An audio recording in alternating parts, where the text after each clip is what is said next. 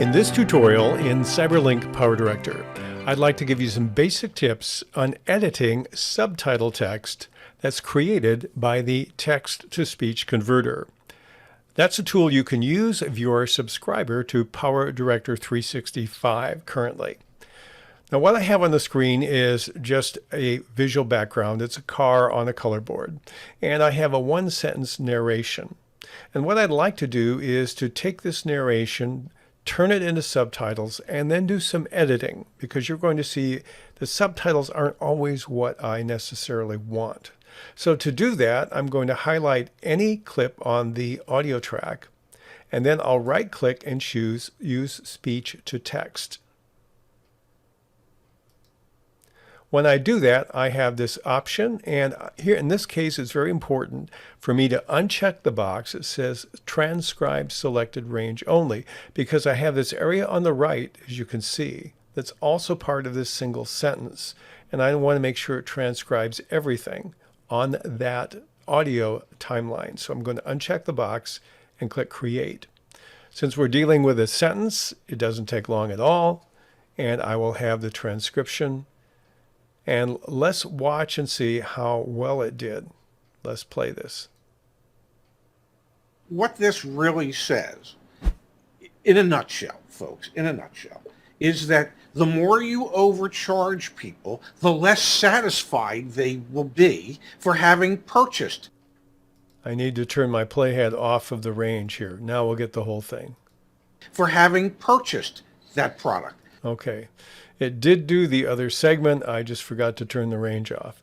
So now it's about what I want, but the one thing I don't like is here, you've got 2 lines of subtitle, and that's too much. I want to pace it better. So how do you make those changes? Let me show you a couple tricks here. First thing I have is, this is my long sentence, and I need to change it. So I'm going to highlight it, and then I'm going to click on the 4th button from the left, the one with the dots between the two, looks like a C and a backward C. That will actually take that and it will split that. Now what it does on each part of it is it uses the same text. It inherits it. So I want to say, in a nutshell, folks, I'll double click on that, and then I'll take the part I don't want on the first half and press highlight it and delete it. Then I'm going to double click the second one, and I'll take the front part off, and then we're going to get it on the same line. Okay, now that should work. Now one tip that I have found that I think helps sometimes, at least in my version of PowerDirector, is that if I have at least 1 frame gap between these two, it seems to function better. I ran into a situation where I didn't, and some things didn't work out the way I thought they would.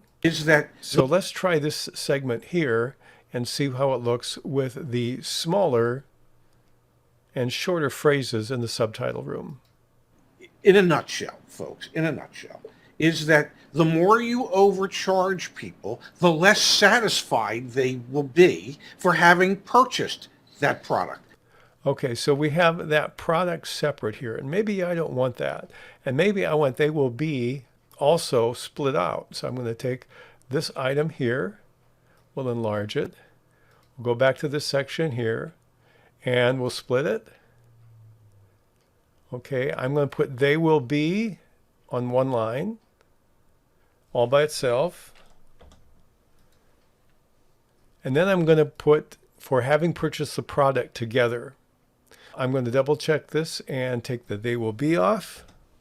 Then I'm going to highlight this one and hold down the control key and highlight the second one. And then I'm going to use this other one, which is the opposite, to merge subtitles. And it kept a space between them.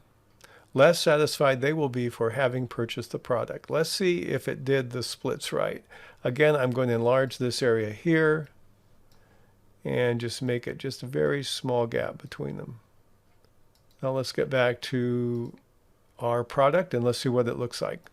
What this really says, in a nutshell, folks, in a nutshell, is that the more you overcharge people, the less satisfied they will be for having purchased that product.